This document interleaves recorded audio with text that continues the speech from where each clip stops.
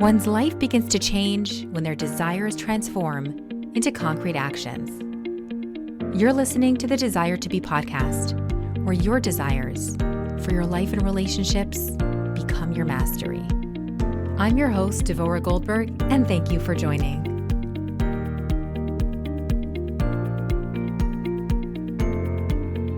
Welcome, everyone, to a new episode of the Desire to Be podcast. I'm really excited about today's topic, about today's episode, because sometimes people think that to accomplish big things in life, it will take years of baby steps. But today I have on with me Miriam Rayman, and Miriam's story took a little different turn. So first of all, welcome, Miriam, to the Desire to Be podcast. Thank you. Excited to be here. Please tell my audience a little bit about yourself. I would say that I'm a mom of 4. I've always had a professional career. And I would say probably the biggest thing about me that defines me is I have a big heart. And you kind of jumble all those things together. And it's just living a big-hearted life that kind of segues into where I'm at in my life right now. But aside from that, I'm just really kind of just a regular girl living in the day-to-day. Our culture, there's so much, right? Every 3 months, we have another holiday. I'm really blessed and lucky to have a family that I'm running. So I would say I just juggle a bunch of balls and I'm pretty busy, but I'm just kind of the girl next door. And I don't come from any fancy anything, just the girl next door. A girl next door juggling a beautiful family with everything that happens in a household. And like you said, someone with a big heart, which drives us into the story and why I wanted you on the podcast today. Miriam, take us back to October 7th and 8th. What did you experience in those first 48 hours during and after we were aware of the attacks of our brothers and sisters in Israel? Yeah, that's a really good place to start. Last night, Donnie Fine actually is in the U.S. and we went to dinner, kind of the group. And so many people had their own different perspectives. And the questions are like, how did this even start? That kind of arise. And I said, oh, right, let's go back to the origin story. And I experienced October 7th, like many of us, which is I didn't really know what was going on because I'm in the US, but I heard some bad things. And I said, okay, well, we're in shul. We're going to keep doing the holiday. And then that night was just horrific. And there's nothing to do with those emotions for me because I'm in the US. I was actually visiting with my brother and sister-in-law in Houston for Yantif. And the next day I saw a post from Gedalia Fenster and Rav Daniel Katz. Hillel Fold was also on it. They were going to have a get-together virtual. And I did that. I logged on. I said, I have to be here. I know that we were traveling. We were going back home from Houston to New Jersey. And I said, I have to be on this. Yeah, before you hop into that, I just want to take a step back. You said you had a mixture of emotions. I don't want anyone at any point from this point forward to forget those emotions that we all felt, but it was experienced different by different people. So take us into you for that moment. What were you experiencing? What were you feeling? First and foremost, this shock. I mean, humanity can do this. We can get here. We can really experience such hate in the world that I think derailed me on the inside. You know, we're a couple generations away from the Holocaust. My own grandmother escaped. Her whole family, aside from her 2 brothers, they all died except those 2 brothers. It's in our blood as an Ashkenazi Jew. And it's so hard to say. You know, we always say, oh, the world is different now. People aren't evil on the inside. There's no such thing as that. True, deep evil. And that's not true. There is evil in the world. I'm well into my 30s. I'm around the corner from 40. And I think that's the first time in my own personal life that I experienced evil, that I felt it. Mm-hmm. And that's a really intense emotion for me. We live in a world that has evil. And I still don't know how to process that because here we are. Are we really in this Yaakov and Esav? Are we really living that life where that's good and evil and we're battling it? It's not just making Shabbos and getting through Yantif and the themes of Purim. We're talking about good and evil. Mm-hmm. And I think that was so tremendous for me and very frightening. I think very, very frightening to know that there's such a thing as evil, to have an intimate experience with evil. And I think a lot of us, including myself, we didn't know what to do, where to turn, how to handle the emotion. Very, very afraid. I listen to Gedalia Fenster's podcast every day. So as soon as I saw that he had posted something, it's like, I'm on it. I don't have a clue what he's talking about, or I didn't even know who Danielle Katz was at the time. And I was like, I'm in it. And, each person kind of took a different approach. Like Hilla Fold's very clinical and like, we got this. Nobody's going to be able to take the Jewish people down. And Danielle Katz is very spiritual, and this is a spiritual war. And Gedalia is very practical and very spiritual at the same time. And he said, this war can't be a waste. We need to be different people after this war. It cannot be something that just came and went and we're the same people. Otherwise, it was a waste. And we missed the message. And I did not know what that message was for me, but I knew that I had to be a different person. So that was, I think, the seed for me of saying, like, I'm going to show up differently. And I think what's amazing is we have something that resonates inside us, but we don't know what that turns into or what that becomes. I had no intention of running a group of women that make an impact in Israel. I had no intention of that whatsoever. I just knew that I cared and it mattered, that I had to show up, that me as a Jewish woman matters over here because it's my brothers and sisters that are experiencing evil, which essentially is me. And I couldn't just not do something. So that evening we flew back from Houston and I responded to a text from a neighbor, an old neighbor. And she had posted that she's going to be bringing a bunch of stuff to a duffel bag. And if anybody wants to join, this is what they're collecting. So at that point, I just told my husband, I'm going to go to Costco when we get back and I'll pick up some toothbrushes or just some stuff on that initial list. So at that point, it was just like a random list that people were just trying to gather items and send it off to Israel, or was there something organized? It was literally a list from somebody's iPhone notes, deodorant, helmets, vests, shampoo, socks, everything basic as far as gear. I don't know where to get a tactical helmet. So I just kind of focused on battery packs. So I focused on, okay, I know how to get batteries. I can get battery packs. I can get toothbrushes. And there was so little awareness of what was going to come. And I think right now we can still see that. We don't know what's going to come. But at that point, I just said, I'm going to zip on over to Costco. And I told my friends and I posted it on like my neighborhood chat. And then I posted on my status. Literally, there's a duffel going to Israel. If you want to contribute, this is where the stuff is. And then 3 people messaged me and said, hey, do you mind if I just Zelle you and you'll pick up for me? You let them know that you're going to Costco to pick up some items. And if they want to drop off items too, that's fine. And then it sounds like some people were like, oh, you're going to Costco. Can you pick up some more items? I'll sell you the money. Exactly. And again, I did not have any intention of saying like, oh, people Zelle me money. I just said, I'm going to do this. I need to just do something. I can't know that there's a need. And true, I didn't have $100,000 extra to go and help, but I have $100, right? So once I got so many people asking me, I just posted it on my chats and my status as a non-famous person. And I just said, yes, you can Zelle me. And then the next people just kept Zelling and they told their friends and their friends and their friends. And in literally 2 days, my $100 turned into $8,000. Wow. And I know you can't see my chills, but I have chills right now. Go ahead. Well, I will tell you the experience of being kind of other people's messenger was so intense. I felt this tremendous responsibility. Like, I need to shop. I need to get the right things. I need to get it out as fast as possible. And the duffels were leaving like the next day. And there was this like pressure of, it's not just me anymore. I'm responsible. I'm carrying other people's good intentions. So it was intense for me personally because I wanted to do the right thing and I don't know the right thing. I've never been in this position. So I just kind of like grounded myself and just said, okay, I'm going to do my part. I'm going to spend the money with what makes sense because now I have $8,000 and am I getting socks and underwear? Am I getting batteries or am I getting, I didn't know, right? I just did my best. There's always a point in their life where we don't know, right? And we're just doing our best. We just kind of take a look inward and say, I don't know. This makes sense to me. Talk it over with someone who I trust and then just do it. And to me, that kept happening. So at that point, we're already at like October 10th now. And I've all these duffels going.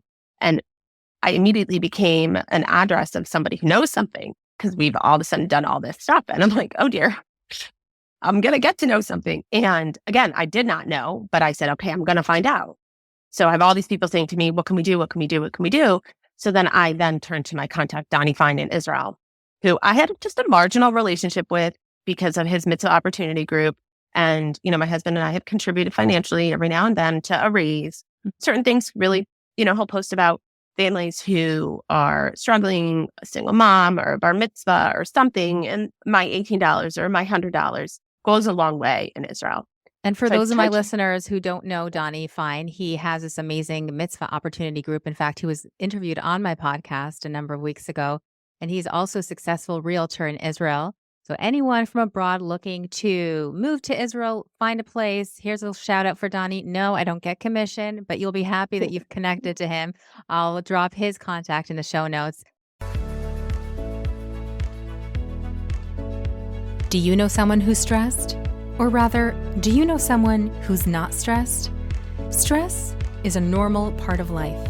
The only part which is not normal is when we hold onto stressful emotions like resentment, worry, anger, or frustration within.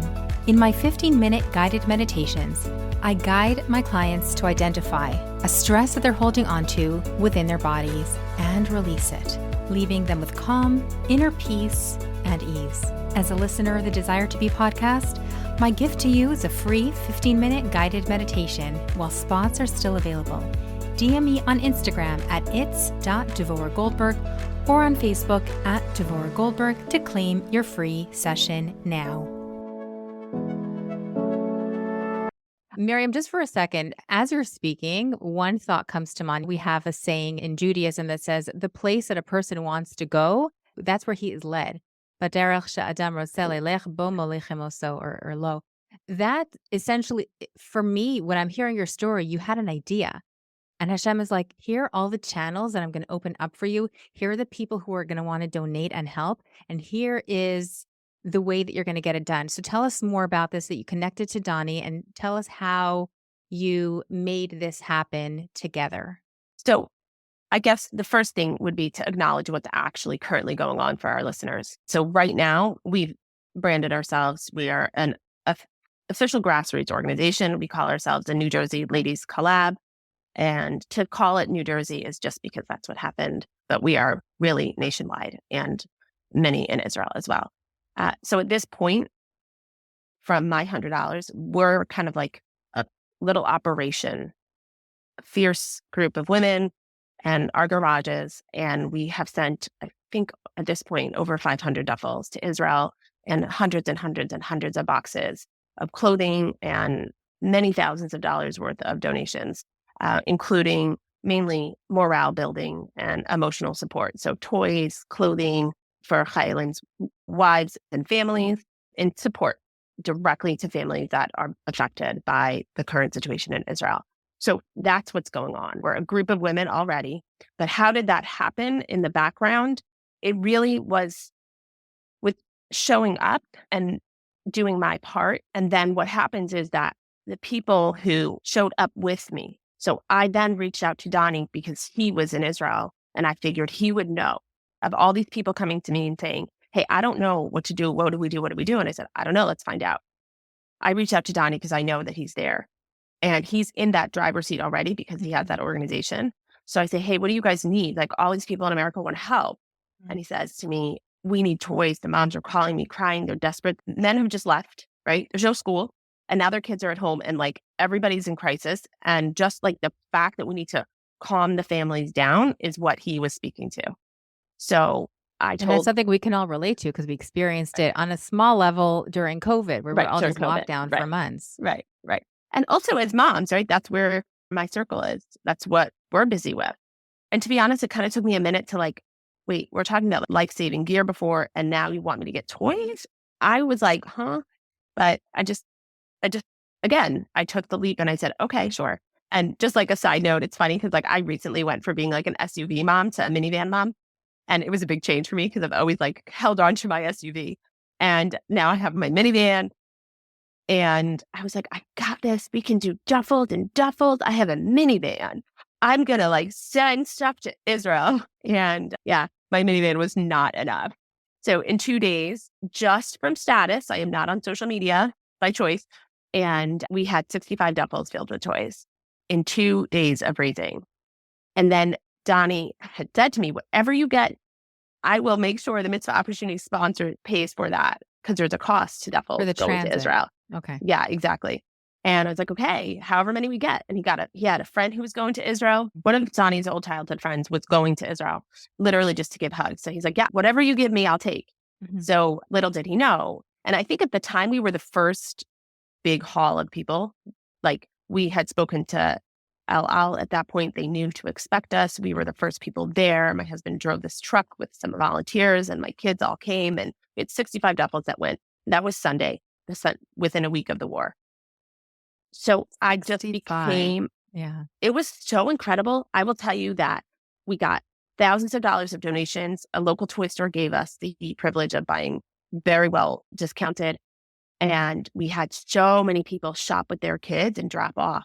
And I live in Lakewood and Jackson, and the community is very diverse. I mean, nowadays, I don't know if people outside the community would feel that way, but it is very diverse from extreme right wing. People don't have social media, don't have smartphones, are very disconnected in that way. And they came in droves and dropped off toys. And then you have the people who are like Amazoning packages and just sending and sending and sending. And it's just everybody came together. And then we had a whole bunch of people come and packing Saturday night. Like my home was like, it was just this like wild experience of doing everything yourself.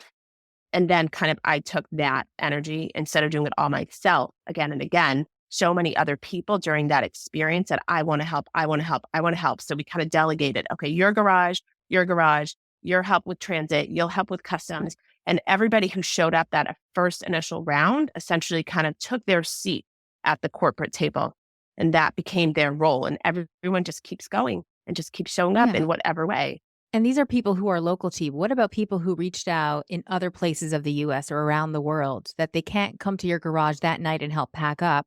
How were they able to help in their own communities? So 2 different things have come about. One is they've gone on to do their own mini drives. So I've had community in Houston that's done that. I've had community in Cleveland that's done that. I've had that local even within the New Jersey area. And they know they can rely on me to help them with customs because that initial setup where everything kind of just happened, we connected with all those people very rapidly. I hold those relationships so I can leverage them to help other people so they don't have to reinvent the wheel. I have a Chabad house right now who's doing a whole bunch of packing and stuff for gear, and I'll send it out for them. So at this point, practically, I help and support other communities, other groups of women to put their own effort in, and then I handle that. And it can be as simple as someone called me and said, hey, I'm going to Israel. Can I take a duffel for you? And I'm like, I don't need you to. We have that taken care of. And, true story this week, she was so disappointed. She didn't want to go to Israel without anything. I said, but if you want, you can go ahead and you can tell your friends. And you can raise money, you can bring toys. And she thought she'd bring a duffel of toys, ask some friends or whatever. And we sent her off earlier this week with 6 duffels of toys of over $2,000 in donations, which really about $4,000 in toys. So it's kind of, I can be a support to other women, men and women who want to get involved. And they don't have to be an expert at everything. They can just say, I want to do this. And then I'll say, sure, no problem. I can help you. I'm curious. We have in our minds the way we were created by Hashem. We've got Chachma, Bina, and Das. You heard a podcast from Gedalia Fenster. He planted the idea that this war is about action. He gave you the Chachma. You as a woman, and one of our strong points as women is the fact that we embellish on ideas. And you did that. You took the idea and you created this grassroots, obviously with the help of Hashem, and everything just came together. And I'm sure it had challenges along the way. But does Gedalia know that his chachma became your bina and the action as well, and how far it's grown? I still feel very connected to my girl next door vibes. Like, it's no big deal. We're just doing our part. So I haven't been like, I didn't market myself. We just branded. We just added another channel in our lives. And that's just so many of us. So it's nothing major. But maybe I'm right. But does he know that his words of inspiration became something so big? I'm curious if there was ever that puzzle piece that connected. I have not. No. Okay. That was just a question. Right. This is a hard question because we're living during a time of war and people want their lives to go on to normalcy. But the hard fact is that after war, there's so many pieces to pick up. And obviously, because we're in the middle of this war, we don't even know how long it's going to last. Right. What kind of donations, help, support do you think that we in the US or around the world are going to have to continuously be giving towards our brothers and Right. sisters in Israel long after? Yeah. Right. That's such a good question because there's so much fatigue, right? We still, especially in the US, we still have our lives. We still have whatever stresses and regular life stuff, and our challenges are still there. It's just now we have this underlying anxiety. Am I safe? Are the Jews around the world okay? So even just on a personal level, many of us are struggling. So that makes it that much harder to really show up on a communal level. So I think from this is really two things. One is don't numb out, be present, know what's going on in the world and what that means to us as a Jewish people and what that means to us personally. Be present. Don't just numb out. Know that God is running the show. Talk to Hashem. Ask him to protect our soldiers. Ask him, be there, be in the relationship. And if there's anything we've learned, like we need to be present. We need to actually love every single Jew, regardless of where they are on the continuum of observance. So on an emotional level, don't numb out. And then on a practical level, we can daven, which is very real. And then we can also show up. There's going to be initiatives. There's going to be things that you're connected to. Just show up. Whatever it is, it doesn't have to be big. And if you feel the need or the desire to go ahead and start something, a mini drive, do it. Don't be afraid. Just do it, right? We had somebody who asked us for Lego in Israel. And here we have about 50 sets of Lego, complex, expensive Lego going to Israel.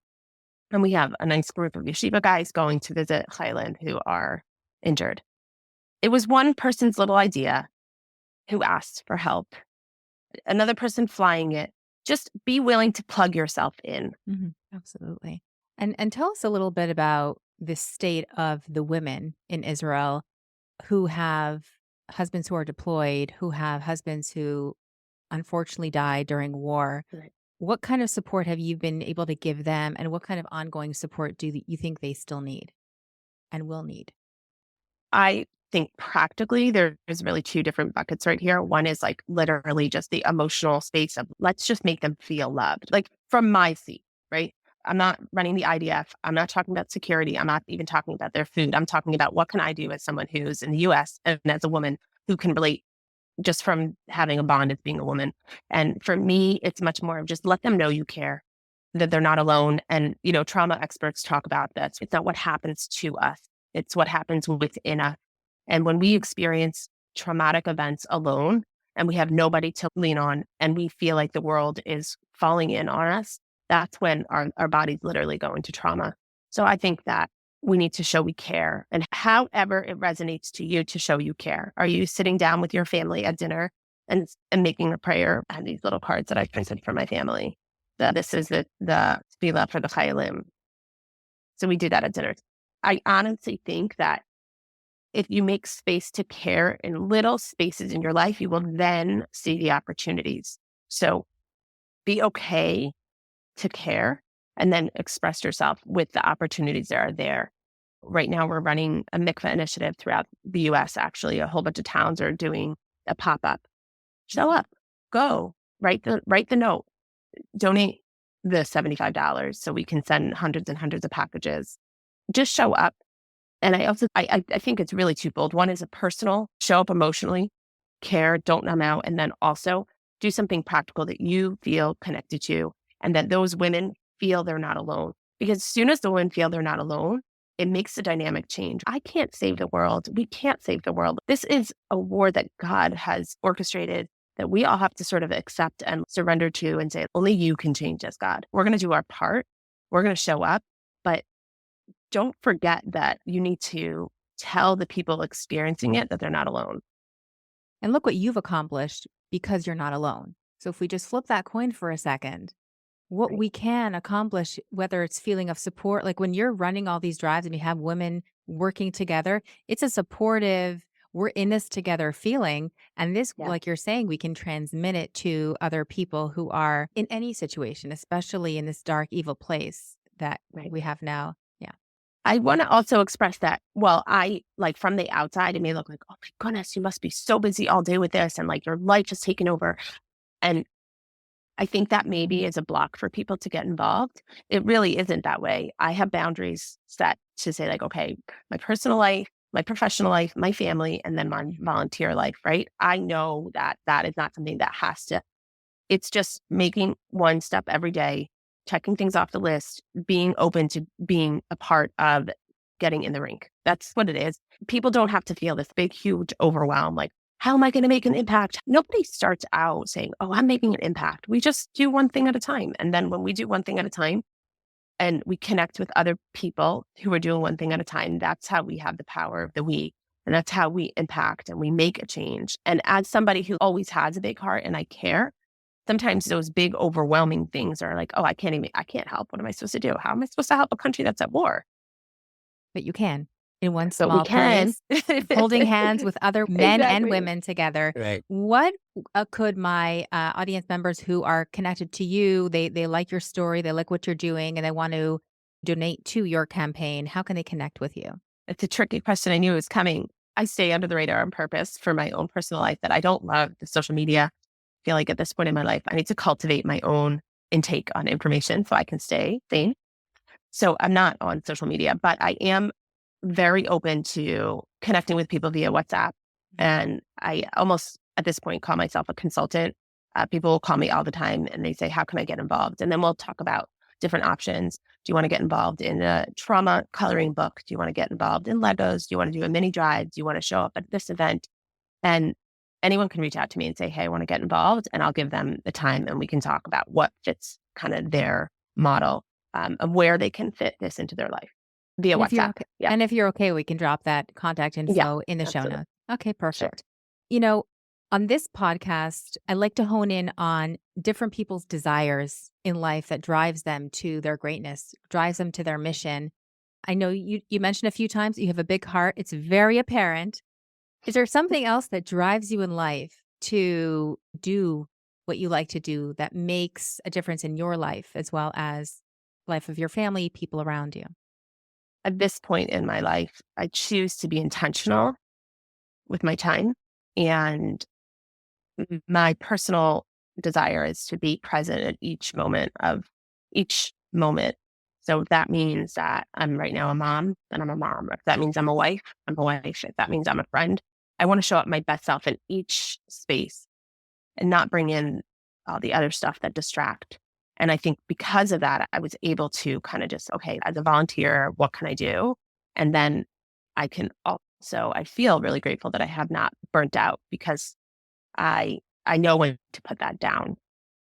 So to me, I want to be intentional with my time and be my best self during each kind of facet of my life. I love that. And I think it's really important to point that out because there's so much around us, especially the distractions of, like you said, social media. We can intentionally connect, we can intentionally disconnect. And Right. on the topic of social media, people can get lost in the negativity or people can hone in to the positivity. And even though you're not Right. officially on social media, but what's up status is kind of there. Right. Okay. So, but there's only positivity coming from you. Right. There's Right. action. You can do this. You can do that. Thank you, so and so, for your donation. We're doing this Right. drive. Connect here. And that's the direction that we can get. Those are the kind of Right. distractions we need. Oh, I need to do Right. something. Okay, this is what I can Right. do. And then, like you said, I love how you mentioned about being intentional because there are many hats that we all wear during the day, whether it's volunteering, whether it's work, whether it's family. And if there's one small thing that I took from this conversation, Miriam, is to remind myself to be more intentional in the small acts that I do. But thank you for doing this interview. Thank you for your nuggets of gold that you shared. Thank you for showing up and showing us all how to show up and how we can plug into the great work that you're doing. I'm super excited to see how far it goes and just seeing how much light this is going to shine on in this world, in this dark moment. So thank you so much. Ah, what a great episode. Thank you for being here. I truly, truly appreciate you. I'd love for you to tap 5 stars and let me know what resonated. Be sure to connect with me on Instagram, Facebook, and LinkedIn under my name, Devorah Goldberg. That's where I give you more content. That's where we're able to engage even further. Until next episode, stay safe and be well.